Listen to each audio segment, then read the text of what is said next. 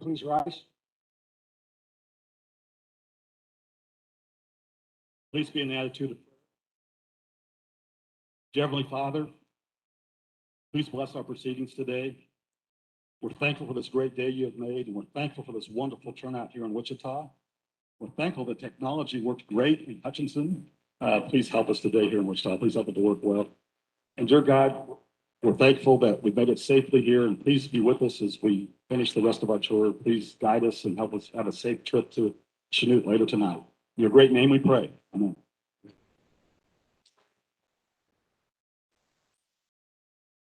To the flag of the United States of America, to the republic for which it stands, one nation.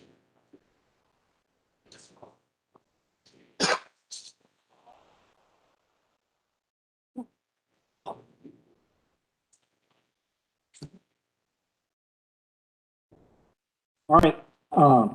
Okay, and real quick, I wanted to just highlight off to my right, your left, we have an in-person signed translators. We have Peter Oakland and Oakland, sorry, and Laura Reimer. So thank you all for doing that. All right, with that, I want to thank you guys again. Hopefully you can hear us. And if you're speaking at the mic, not really? Okay, I'll try to be more forceful. How's that? Because it's all the way up right now. And it's the same thing when you're speaking at that mic. You're going to have to really talk into the mic for people to hear you. Is this better? Can you guys at the back hear? Okay. Thank you for letting me know. All right. So we are excited to hear from you today on your public thoughts on your community. This listening tour is for the committee, but it's also for the whole body to hear from you about what's important to you about this area and what we should consider as we move through this process. I'd like to take just a quick minute to recognize a few members of the committee. First to my right is the House. Well, I guess I should start with me. I'm the chair, Chris Croft, of the House Redistricting Committee, and I'm from Overland Park. To my right is my vice chair, Representative Brad Ralph from Dodge City. And then to his right is our House ranking member, Representative Tom Burrows from Kansas City. Then to my left is the chairman of the Senate Redistricting Committee, Senator Rick Wilburn. And sir, if you'll introduce your team. I will, and thank you, and welcome everybody to this listening tour. To my far left is Senator President of the Kansas Senate, Senator Masterson, who is the Vice Chair of the Redistricting Committee. Immediately to my left is Dinah Sykes from Johnson County, who is the ranking minority member of the Senate District Committee. And I also want to mention Aletha Falscado, the honorable senator from this district, who is hosting this event. Thank you.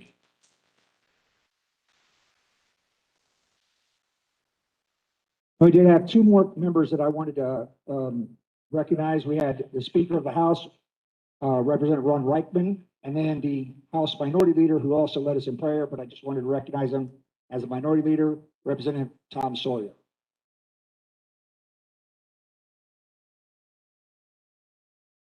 And again, most importantly, though, for me, is we in the committee, we'd like to thank you all and acknowledge you for being here and being part of this process, both those that are in the room and many that are online.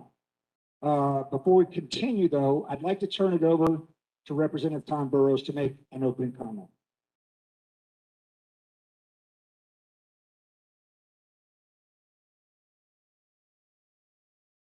Thank you, Mr. To those of you that have joined us here and online for this town hall. This is our 8th stop in 3 days. Each location is an important stop. Like many of you, the committee members here want a fair and transparent redistricting process. Our compressed schedule this week is just the beginning of this monumental task. The information and testimony shared here today may very well impact your communities. Continue to let your voice be heard. And again, I want to thank you and welcome you to our meeting.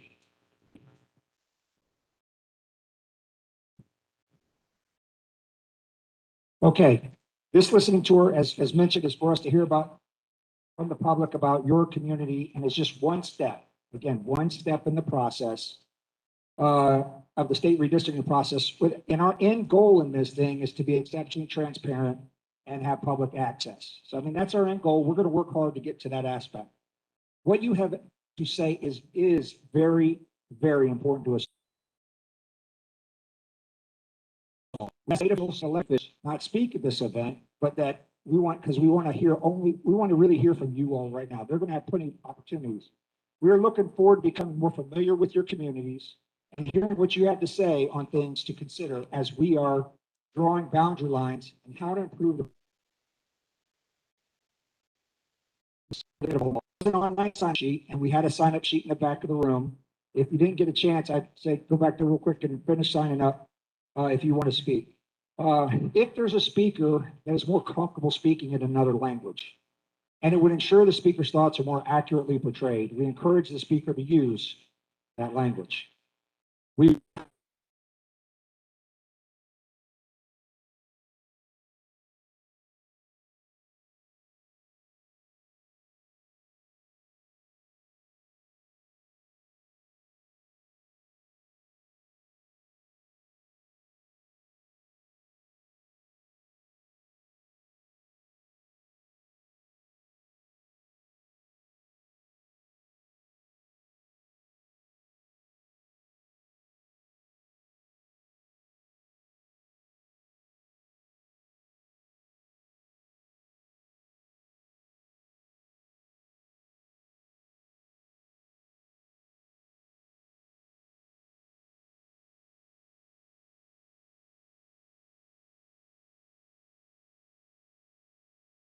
We welcome comments on ways to improve and any other thing that you want.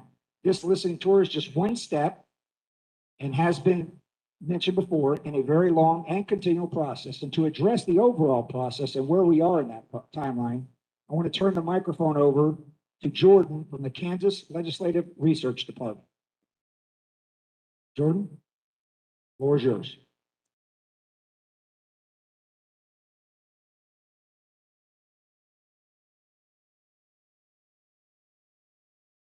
Thank you, Mr. Chair. Is the audience able to hear me, or should I get a little bit closer to the mic? Okay, good. Jordan, you're going to have to get really close to it. Good. Thank you. Again, my name is Jordan Milholland. I am a senior research analyst with the Kansas Legislative Research Department, and I'm our team lead on the redistricting team. This afternoon, I have a presentation that has some slides providing information on the redistricting process. I might just pause for a moment here to see if we can get the presentation up before I continue.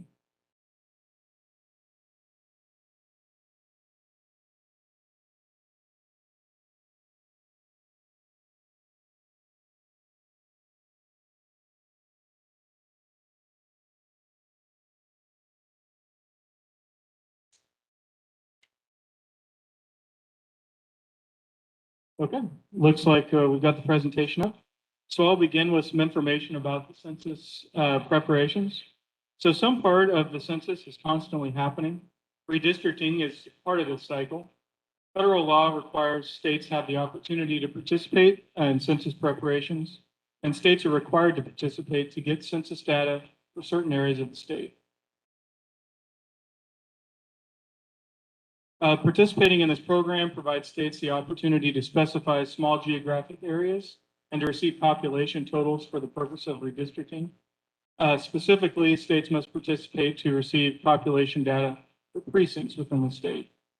In Kansas, we participate through the Kansas Legislative Research Department, which is a nonpartisan entity. As is other states, they also participate through similar nonpartisan entities. And we've been participating in this process since 2015, and this process will continue till the year 2025 for this cycle. The program is broken into 5 phases. Phase 1 is the block boundary suggestion project. Phase 2 is the voting district project. Within that phase, local cities submit maps to counties, who then in turn submit those for updating as precinct lines may change. And then phase 3 is delivery of census data. As you can see there, we're expecting the legacy format files to be delivered tomorrow. And those format files actually take a little bit more manipulation to get to the data. And then we're expecting the more user-friendly set of files to be delivered by September 30th. Phase 4 is confirmation of congressional and legislative district boundaries, and that occurs after the redistricting cycle has occurred. And then phase 5 is feedback.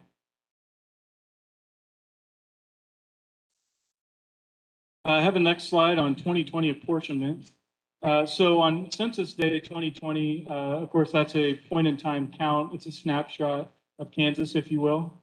With that, we received the total population earlier this year. That's the only number we've received so far, but it showed that Kansas had a total population of 2,937,880, and that's for a gain of 84,762 persons.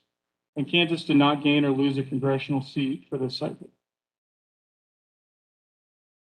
Next, I'd like to speak a little bit about the prior adjustment. So from 1988 to 2019, the Kansas Constitution and state law required an adjustment for military personnel and college students. This was done by the Secretary of State's office after we had received the census data. In 2019, the legislature passed a Senate concurrent resolution, which then put language on the 2019 ballot that was approved by voters. And that approval removed the requirement for the adjustment for students and military members. Next, I'd like to briefly discuss the process for next year for the 2022 session. To note, this is a legislative process. So all the maps that are drawn that are then submitted to committees, they become bills. So the bill language is developed based on the maps that are drawn. It's then sent into the committees and goes through the whole committee process. There are hearings, opportunities to submit testimony, and also opportunities for legislators to amend the maps if needed. The legislature proposes, votes on, and approves congressional, Kansas House, Kansas Senate, and Kansas Board of Education district. And similarly, as part of the process, the governor has a role. So the governor either signs, vetoes, or allows the bill to become law without signature. And then finally, the Supreme Court is required to review and approve the state maps. This next slide has a little bit more detail on that process. So after these maps are approved by the legislature, they're published in the Kansas Register, and then the Attorney General must petition the court to determine the validity of these maps. And the court has 30 days from the filing of the petition to enter judgment. If the maps are determined to be valid, the process is complete until the next cycle.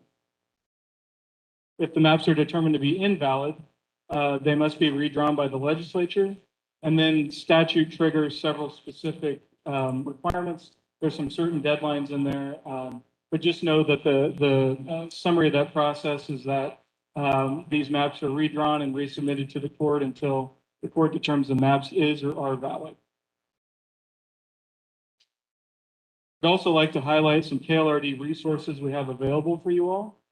So on the Kansas Legislative Research Department website, which I've listed here, we have reports up for the 2012 cycle, so you can kind of have an idea of the information available for the current maps, but also to see the types of reports that might be generated for this coming cycle.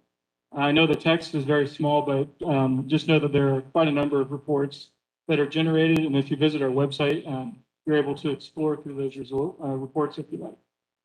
And also to note, similar reports are run for each proposed plan that's subject to a technical review. And finally, I wanted to highlight our contact information. So we have an office in the State House. You're able to call our office if you have any questions on the process or on the redistricting cycle. Our website also has some great information about the redistricting process. And as I mentioned, we have information about the last 2012 cycle as well. Also, you may email the redistricting staff at redistricting@klrd.ks.gov with questions. I've also listed our redistricting team emails here as well. And then the final bit of information I wanted to highlight for you all is that if you're interested in the information in this presentation, it's been submitted at each of these meetings so far as part of the testimony. So if you visit the Kansas Legislature website and go to either the House or redistricting committees to see the testimony for the different meetings, you can also find a copy of this presentation there as well. Mr. Chair, I believe that concludes my presentation. Okay, Jordan, thank you very much. Appreciate that. For those of you who previously sent in public comments as of yesterday, those documents are in the inboxes of those on the committee and are posted online at the legislative webpage for the redistricting committee, which is also, that address was just given. If anyone wants to provide public comment late, after this, please do so. Please send those comments to the redistricting at klrd.ks.gov. Or you can also go to the website and it'll show you where you can do that as well. It does give you some instructions, ask you to follow those instructions. One thing, we actually had a couple questions in between on the last one. What is the cutoff of your comments? There is no cutoff. We're not going to say if you have it by, no, just send it in when you think about it. If you wake up in the middle of the night, you go, wow, I've got an idea, send it in. That's what we want to know. We want to hear from you, and there is no time limit for that. So please, I ask that you do that. The House Committee Vice Chair, Representative Ralph, to my right, will maintain the timer. That will indicate, and he'll have a card he's going to put up there like this one. It'll tell you how much time is remaining. So we'll start with a 2 minute, then 1 minute, and then 30 seconds. What we're trying to do is give you an opportunity to kind of wrap up where you're going, your thoughts, so you can make sure you close out. And then there will be a sign that comes up that says, okay, we're done. Your time's expired. And we just ask that you honor that card and stop your comments and go from there. Because remember, you can always submit more lengthy comments later. So highlight the important things as we're talking. We are going to allocate 4 minutes to presenters per presenter, not for all of it. Again, a brief reminder, we have received several comments on the process, and we do appreciate those comments. And we want to continue to accept those. But I'd also ask you, and we've had these conversations, we're asking you to comment on your communities. Let us know what's going on. I know I've said it before, but I want to keep reiterating this.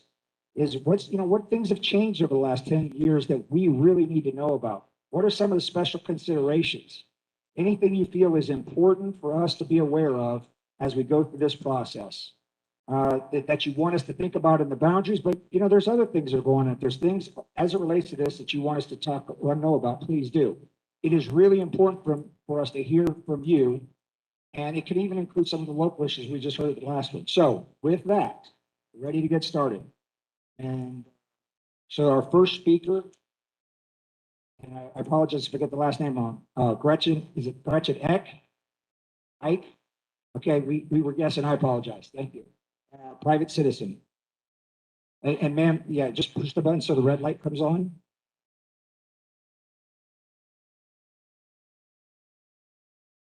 I'm sorry, it's right on the front where the on-off button says. They'll come help you. Yes, someone's coming. There you go, and then just make sure you lean in so we can hear you. Thank you, ma'am. I'm Dr. Gretchen Ike, Professor Emerita of History at Florence University.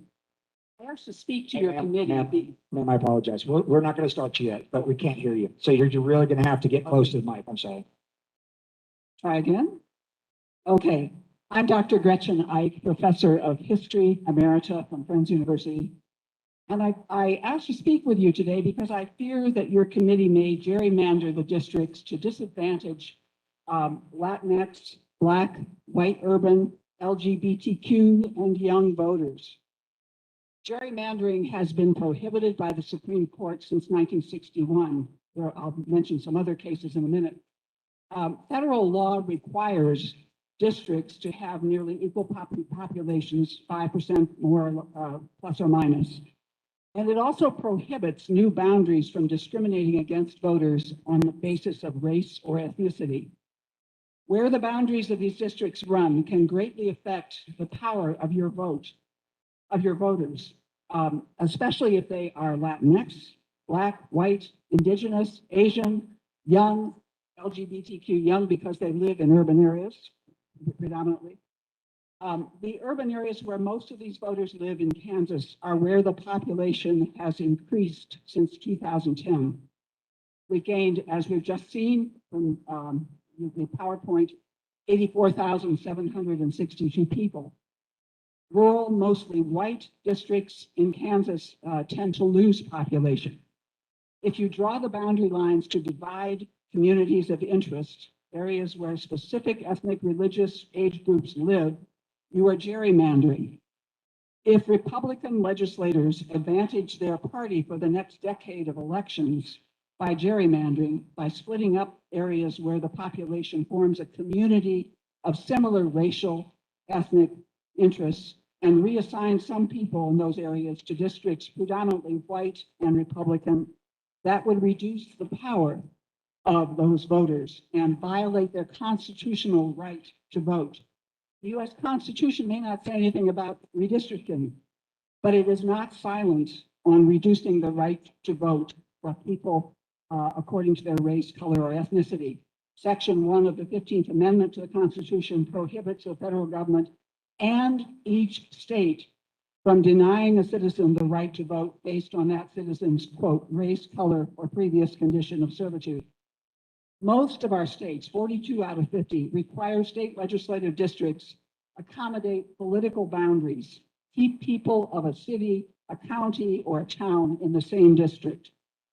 If the Kansas legislature divides up districts where people of color or immigrant populations reside, they will not only violate, you will not only violate the US Constitution, we will also set Kansas up for an extended and expensive court battle. Sorry. Remember what happened after 2010, after the census then, when the legislature didn't finish redistricting before the session ended. You have until the end of this next session. For the first time in history, the federal courts had to redraw the district boundaries for Kansas. Do not gerrymander. The Supreme Court ruled in Miller versus Johnson, 1995, that racial gerrymandering is a violation of constitutional rights, while the court later ruled gerrymandering to help a party is for the state courts to decide, not the federal courts. The Supreme Court continues to ban gerrymandering that diminishes the power of racial ethnic groups. Respect the tradition of recognizing that all of our votes are important. Take care to honor the Constitution's protection of voting rights for all, equal voting rights for all. Thank you. Thank you very much. Okay, our next presenter, you're looking on me, Yak Vong.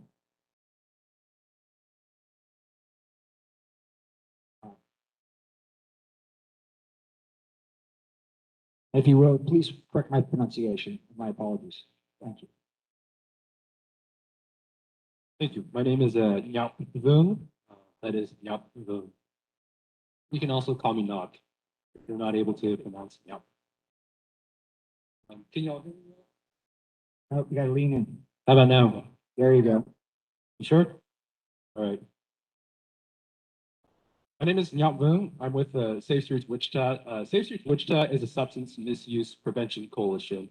Our work focuses on addressing underage substance use, ensuring that people with substance use disorders get the help they need, and above all, addressing social determinants of health, or in other words, how socioeconomic factors affect substance use disorders, affect opioid overdoses, other overdoses in Wichita and Sedgwick County. Recently, I wrote a report on evidence-based strategies that could prevent opioid overdoses in the state of Kansas. Between September 2019 to September 2020, there were a record of over 93,000 opioid overdose deaths in the United States. To our understanding, that is the highest record. Furthermore, sorry, first time speaking in front of you all, but You're good. fatalities from other drugs also increased significantly due to low concentrations of fentanyl. It should be noted that in recent years, the opioid overdose death rate among Black and Hispanic communities has increased significantly at a disproportionate rate to other populations. Furthermore, with respect to the connection between legislative redistricting and then also health outcomes, it should be noted that in states with high partisan bias in legislative redistricting, typically we see higher infant mortality rates, disproportionate, I should say, among non-Hispanic Black communities. And the same certainly holds true for lack of access to healthcare, opioid overdose deaths as well. So it should be noted that there is a connection between high partisan legislative redistricting processes and then health disparities. So in other words, high partisan legislative redistricting processes may exacerbate existing health disparities. Now, on behalf of our coalition, I ask that we strive for a trustworthy, truth-seeking, accountable process. And as we set course on an election map that could very well set the stage for the next decade. I ask that we have the sufficient census data to ensure that we're making properly informed decisions. And I ask that we take into mind all Kansans as we embark on this journey of legislative redistricting together. Thank you. Thank you. And just for those that couldn't hear, he represented the Safe Streets Wichita. So just so you have that. Okay, the next speaker is Martha Pint, League of Women Voters of Wichita.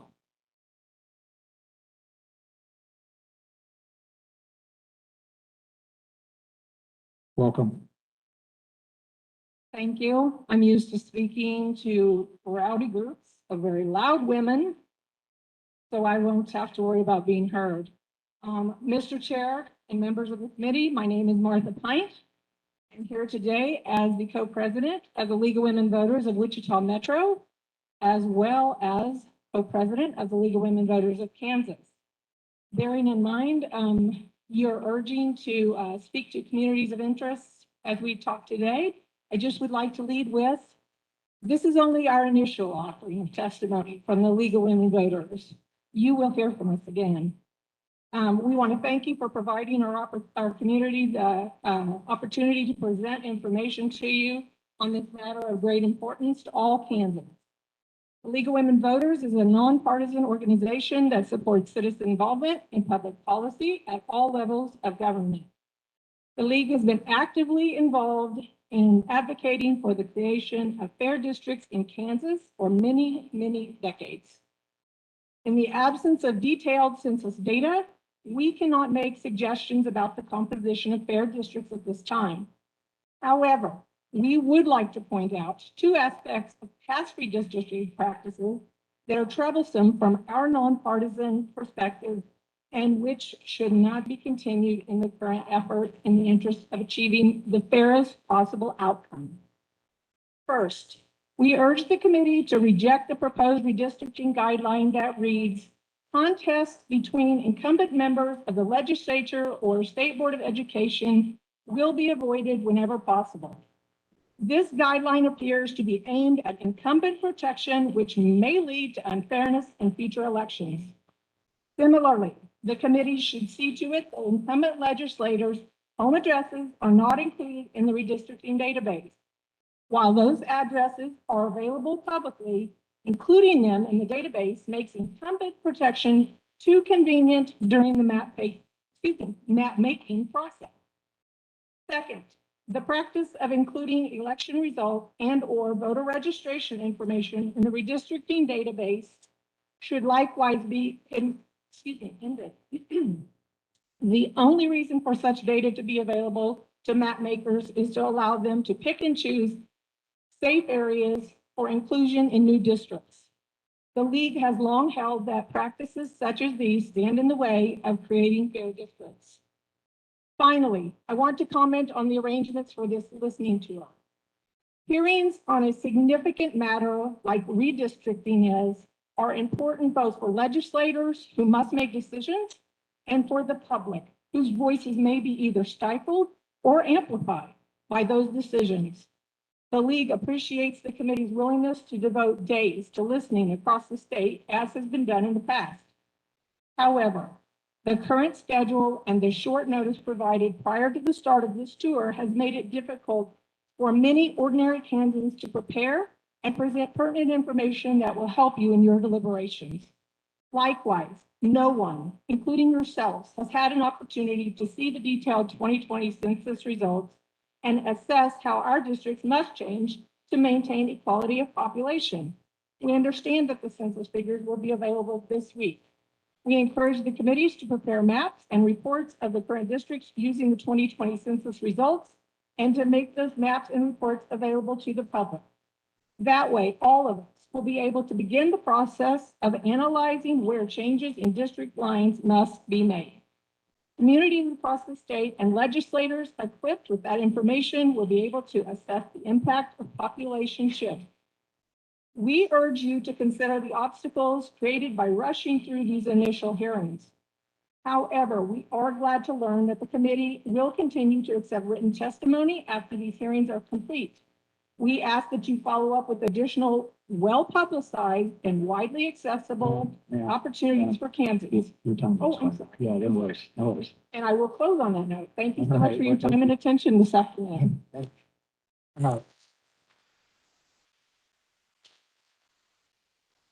And I would just ask the speakers to know that the cards are over here. I know it's sometimes hard to do that, but our next speaker will be David Thorne, Sedgwick County Republican Party.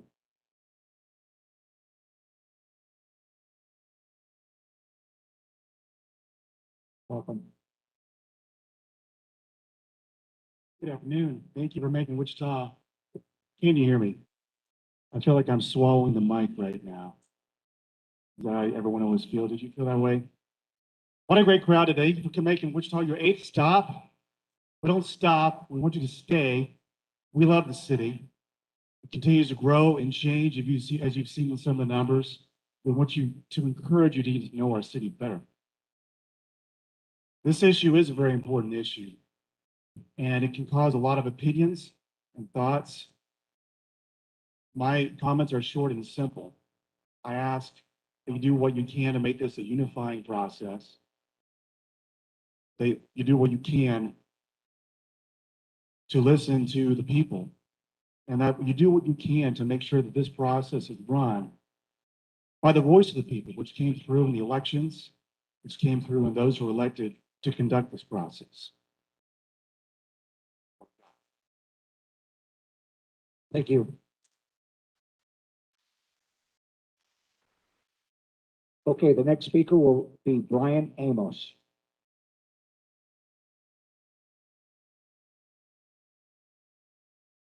Welcome, Brian. Can you hear me okay? Oh, I'm sorry. Okay.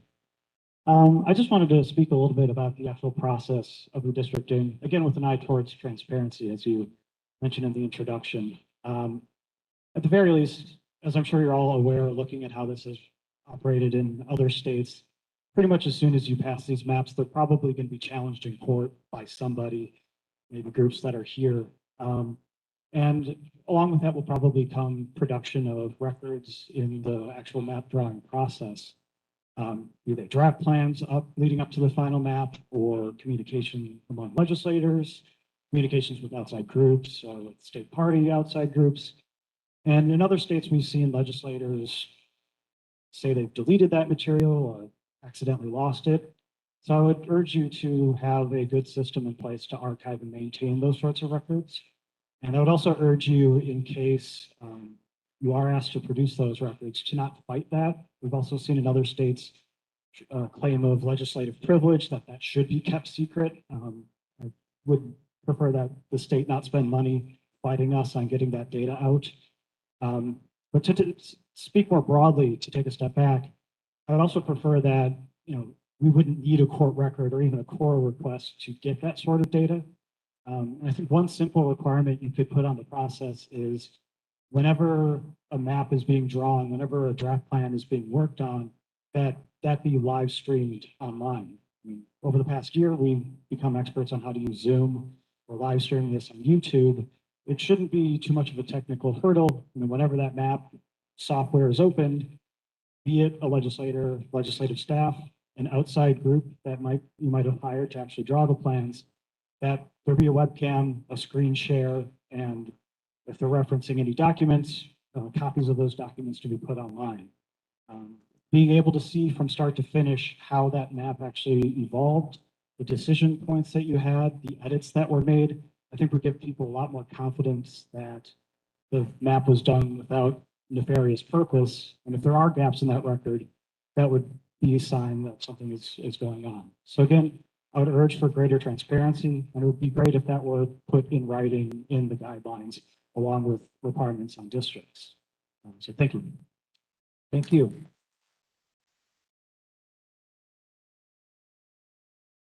Our next speaker is Jane Burns, private citizen. Thanks so much for coming to Wichita. Yes, I'm Jane Burns. I'm going to talk about my community, my neighborhood. Can you hear me now? Yeah, man, you're really gonna have to speak into the mic, and it's also for the folks online, for everybody's, I mean, they're trying to listen too, so thank you. I'll try as hard as I can. That's perfect. Yeah. I'm grateful that you came to Wichita. I'm hopeful you will come back. My neighborhood is a large mixture of ages and incomes. And when I ever bring up the subject of sort of democracy and voting, I hear folks being uncertain. This process could strengthen our democracy or further weaken it. I hope your process is transparent and trustworthy, and I'm glad that other folks have already said that.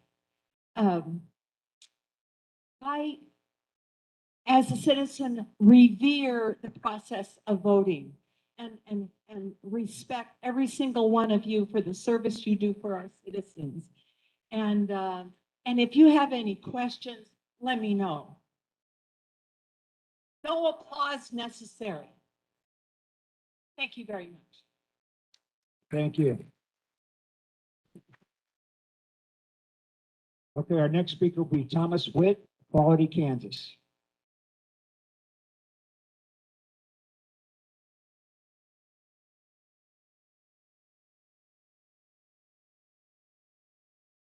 Good afternoon, Mr. Chairman, Senators, Representatives. I'm Tom Witt. I'm the Executive Director of Equality Kansas. Most of you at this table I've talked to before. We are the largest LGBTQ advocacy organization in the state. We formed in 2005, and we've had a continuous presence annoying you in the State House ever since. We started getting involved in taking positions on elections in the 2006 cycle. Every cycle since then, up till now, we have backed at least one, if not more, LGBT candidates for legislative office. It's been about 15 people that we've supported over the years, every other election cycle. And some of those election cycles have seen violence. 2010, right here in Wichita, our candidate, Dan Manning, there were death threats nailed to his apartment door, and his vehicle was torched overnight in the parking lot at his apartment building. We are one of those disadvantaged groups that has a stake in this process and in the outcome. We've worked very hard over the years to get LGBT people elected to the State House because representation matters. If you're a member of a marginalized or minority organization, being at that table, at that seat of power, means everything. It means that our community, that other marginalized communities have a stake in the outcome of our grand experiment in self-governance. In 2018, we finally, after many years of trying, were able to see 3 members of our community get elected to public office. 2 state representatives and 1 congresswoman.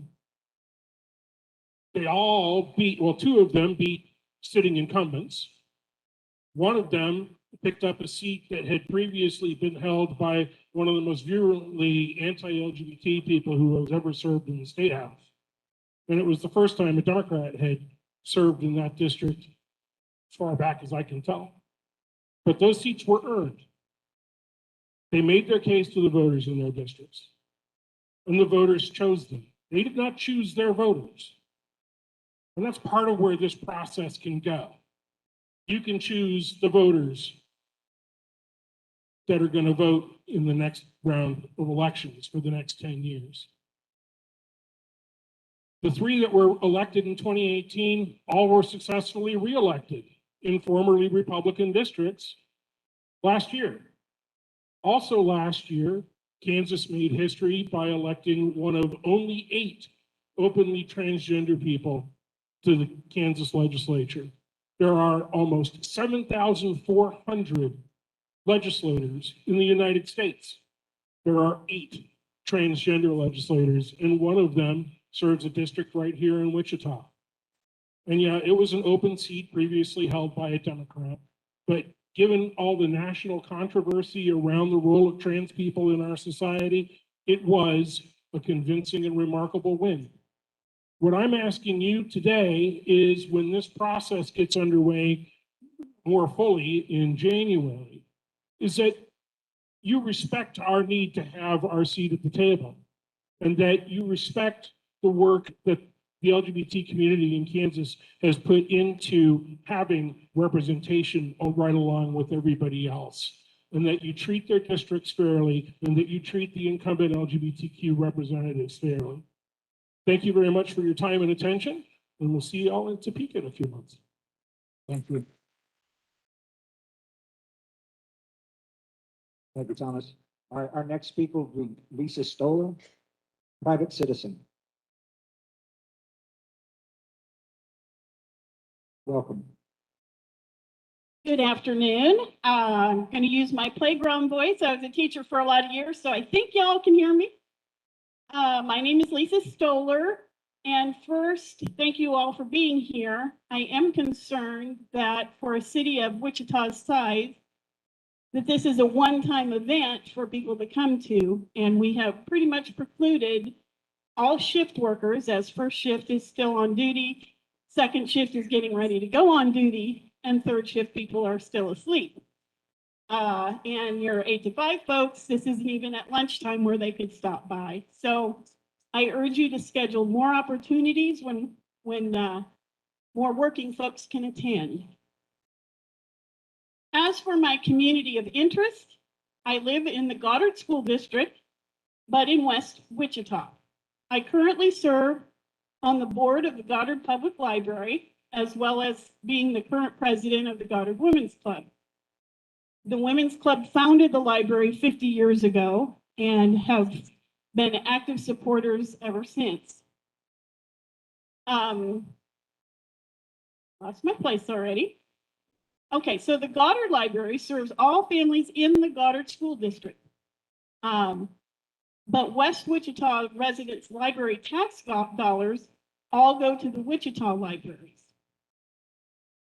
Libraries are great equalizers, and we struggle to do that when we don't have adequate funding.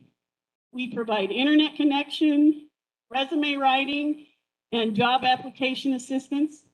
We provide a safe place for kids after school who would go home to empty homes. We provide a place for our elders to have some human connection. And we serve a lot of folks that we don't get tax dollars for. So it would be more equitable to either have those taxes split between the two, or the lines be drawn to better match the school district boundaries. And I would like to encourage you to establish an independent commission to set our district lines. Thank you. Thank you, ma'am. Next is Carolyn Bridges, private citizen.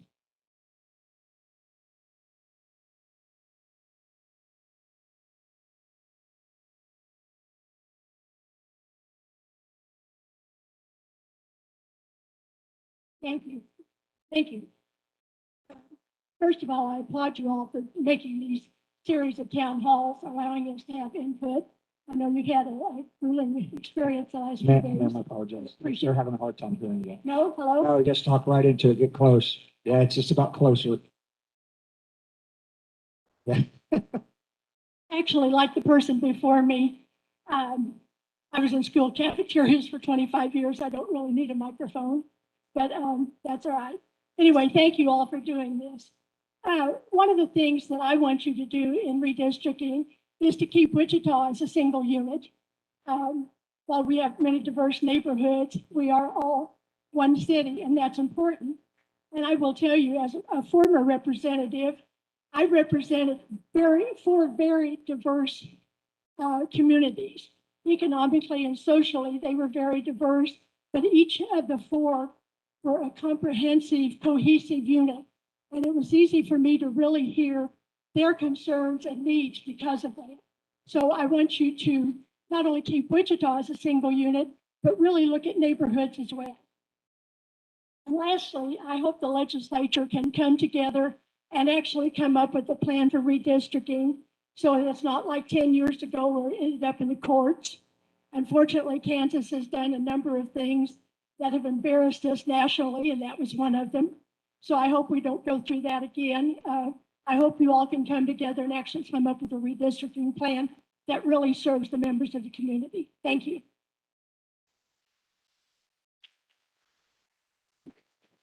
Yes, ma'am. Thank you. All right, next will be Judy Finch, private citizen.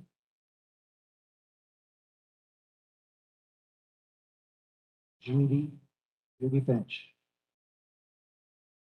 No? Okay, we're going to the next one is Shelley Hansel, Harper County.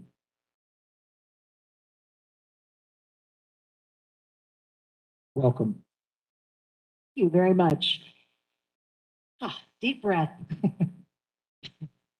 So I am Shelley Hansel from Harper County, and you don't have to adjust. I used to be the mayor of Wellington.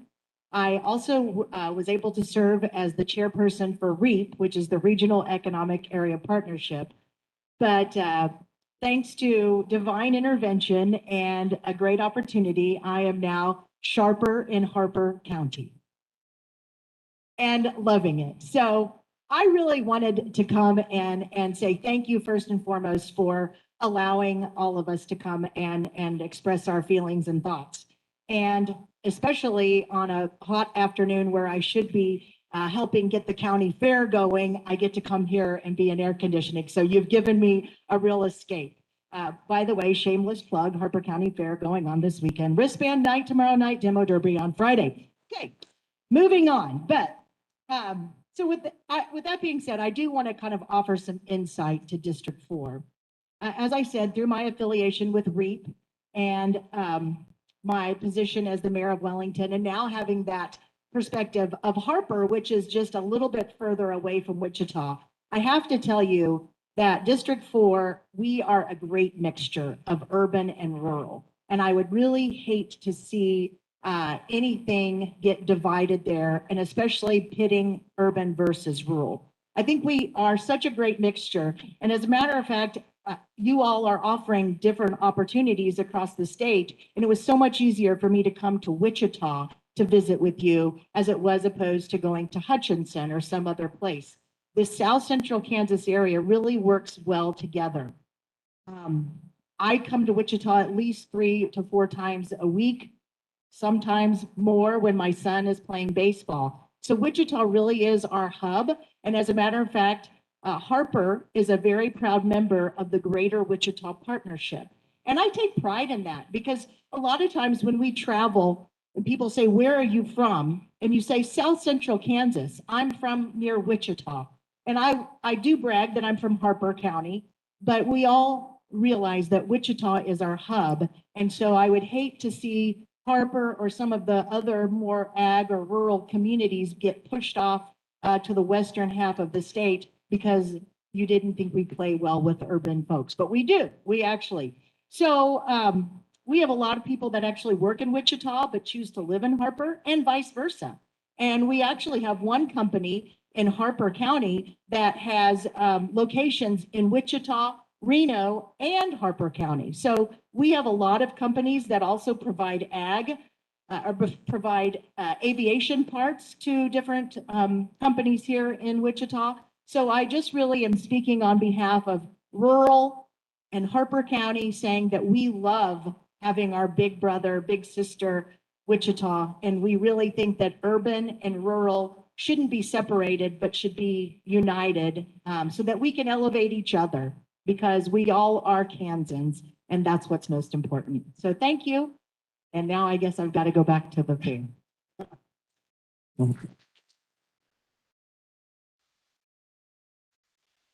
Well, thank you, and I'm sure you're going to have more people coming to me.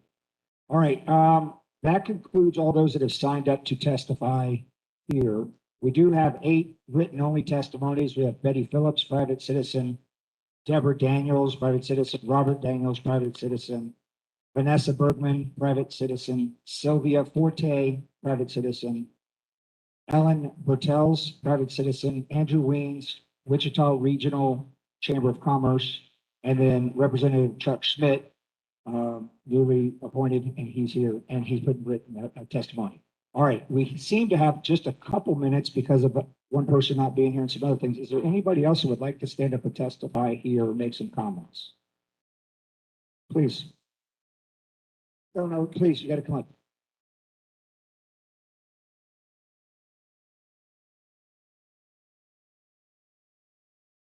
Thank you for coming up. We just want everyone online to be able to hear you as well.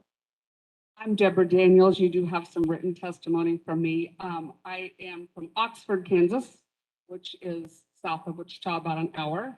Appreciate you all being here. And I'm a little confused about this whole entire complexity.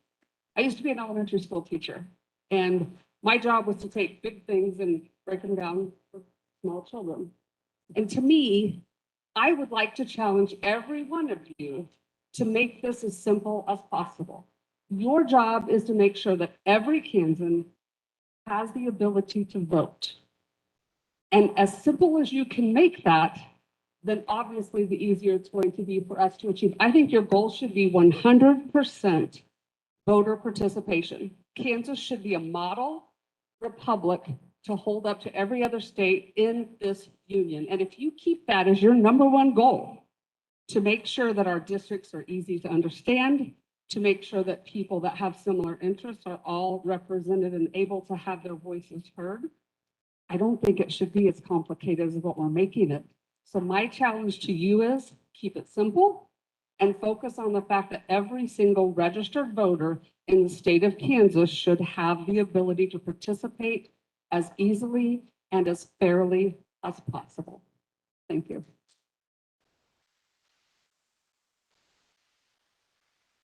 Well, thank you very much. And that was a good way to end all the testimony here today for just today's.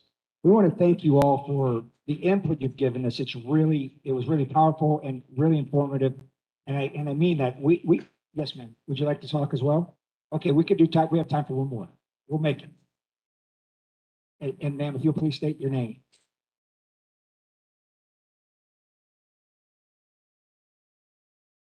Your friends are telling me I should speak. They're scared of what I'm going to say. Yes, ma'am. You know, I've a Kansan, been one all my life, lived all over the world, and still I came back to Kansas. One of the reasons I came back to Kansas is because we have learned to live together. White, Black, Asian, Latinos, whatever. And we should have the opportunity to vote fairly. And I know that there are some of you that don't want that. And I want to know what it is you're so afraid of, especially when it comes to African Americans. I mean, we don't rub off, you know, we're all made in God's image. And there's quite a few of us that are intelligent. We're not in the cotton fields anymore. There's quite a few of us that are inventors. So my thing is, what are you so afraid of? Let's be fair to everyone. It's a God-given right. Let's be fair. Thank you, ma'am.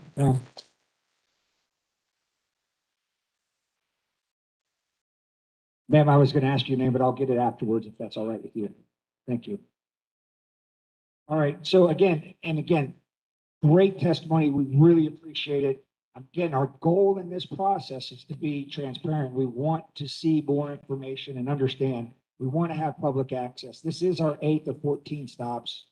I could list them. We have a few more to go from here. We're going to Chanute after this, then Pittsburgh, Overland Park, Kansas City, Kansas, Leavenworth, and then Lawrence to finish out for this tour. Again, this is just the beginning of this process. There's a lot more to come. We have more things we're trying to work out right now for what we're going to do between after this and the start of the session in January. When we do get into January, we'll have more opportunities where we'll go through the entire bill process, where there'll be formal hearings and testimony and other things that'll happen. But listen, we want testimony anytime. Send it in. The site we talked about, redistricting at KLR. Yeah, KLRD, thank you. Wow, man. .ks.org. Again, we want to hear about what's changed and how we can do things better. We want to thank Wichita State for setting this up and all those that have made this happen today. We apologize about the stuff at the beginning, but we're working through that and we appreciate that. For everybody, we look forward to seeing you at the next stop. And that would be in Chanute at 6 p.m. tonight. And we are adjourned. Thank you.